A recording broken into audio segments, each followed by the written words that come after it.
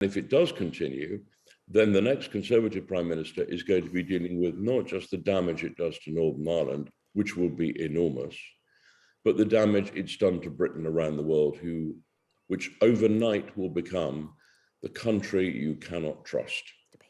It's coming up to 7:38 now, with Boris Johnson stepping down and a new cabinet taking care of national business until a replacement leader is elected. What are the implications of all of this for Northern Ireland?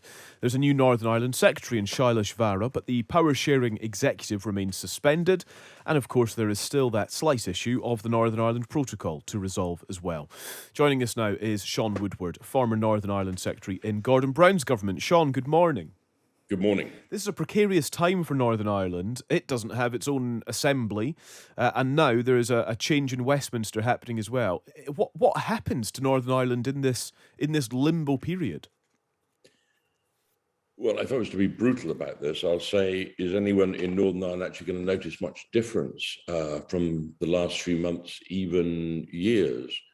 We've had a Prime Minister in Boris Johnson who has both patently failed to turn up to help Northern Ireland deal with a whole bunch of issues, not least he's been the author of the protocol, which is a catastrophe, and the protocol remains a catastrophe this morning. It's the cause of why the Assembly isn't up and running. It's the cause of why there is no government in Northern Ireland.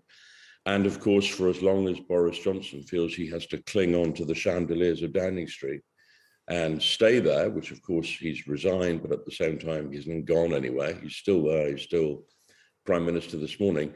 I don't really see much hope for Northern Ireland in sorting this out in the next few months. And I think what this really adds up to is a very simple thing, which is catastrophically, Boris Johnson doesn't care about the people of Northern Ireland, and he still doesn't care about the people of Northern Ireland. The only difference between last week and this week is that last week he had the moral authority of being a Prime Minister, not only in office, but in power.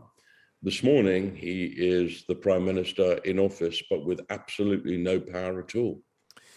In terms of what a new Conservative leader, a new Prime Minister will bring, Michel Barnier tweeted this: "The departure of Boris Johnson opens a new page in relations with the UK.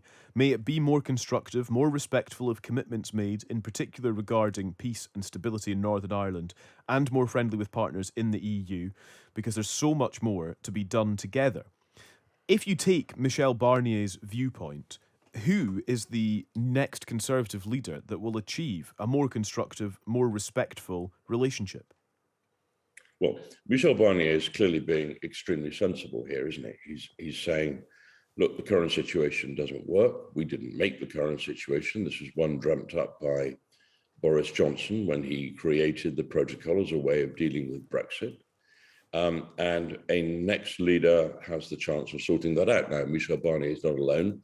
That's what the Taoiseach has said. That's what the President of the United States has said. And of course, why does the President of the United States matter? Because the President brings enormous investment to Northern Ireland. And that, of course, is all about jobs.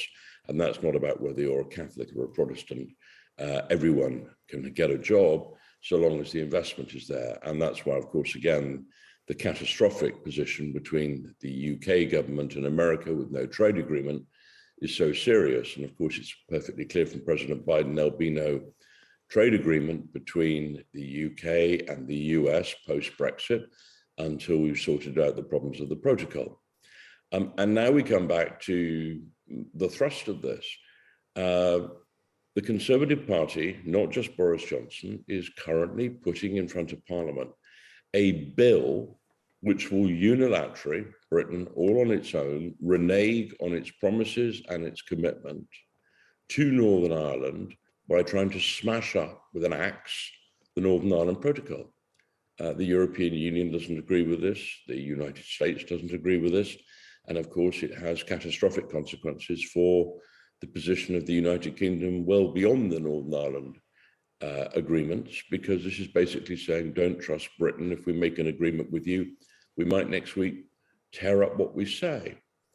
That is still there right now. That bill is still sitting in Parliament. Now, what I have no idea about, and you don't either, of course, is whether or not Boris Johnson's resignation means that the appalling attempt by the British government with Liz Truss and others still leading on this is going to mean that they're going to withdraw the Northern Ireland bill.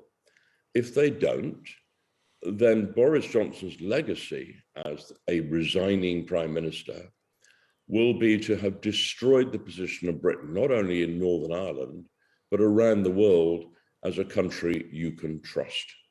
So what we have to see right now is whether or not that's going to continue. And if it does continue, then the next Conservative Prime Minister is going to be dealing with not just the damage it does to Northern Ireland, which will be enormous, but the damage it's done to Britain around the world, which overnight will become the country you cannot trust.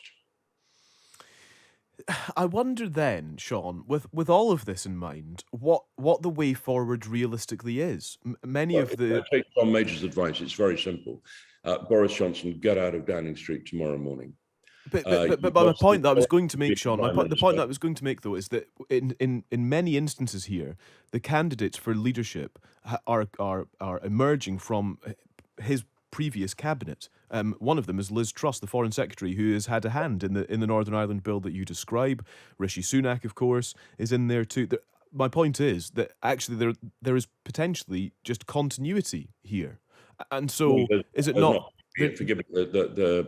There's some very important differences here, and the first is this: this Prime Minister, unlike Theresa May, unlike David Cameron, both of whom resigned, this Prime Minister is leaving in disgrace. He's been found to be lying, and he's been caught out, and his own party have said, you have to go now. This Prime Minister, notwithstanding the disgrace, is staying. What happens at this point, and you ask a very good question, and extraordinarily, there are two solutions I can think of straight away, and they're not mine, they're the ones that John Major would put forward. John Major is the person who said that Boris Johnson, it's an untenable situation for him to stay on this morning. Perfectly possible to ask Theresa May, a former Prime Minister with experience, somebody who is not putting herself forward to be another leader of the Conservative Party, perfectly possible for Theresa May to step in this morning and take over for the next 2 months as the acting Prime Minister. And let's be very clear, Theresa May does not support this ridiculous Northern Ireland bill that Boris Johnson has been trying to slam through. So I think we could be pretty clear that at the very least, Theresa May would put this horrible bill, this damaging bill for Northern Ireland and the world in terms of Britain's reputation, on hold. Probably she would withdraw it and tear it up. But the most likely thing as caretaker, she would say, for the next 2 months, we cannot put forward such controversial legislation. This must be something the next leader will do, and it must be withdrawn.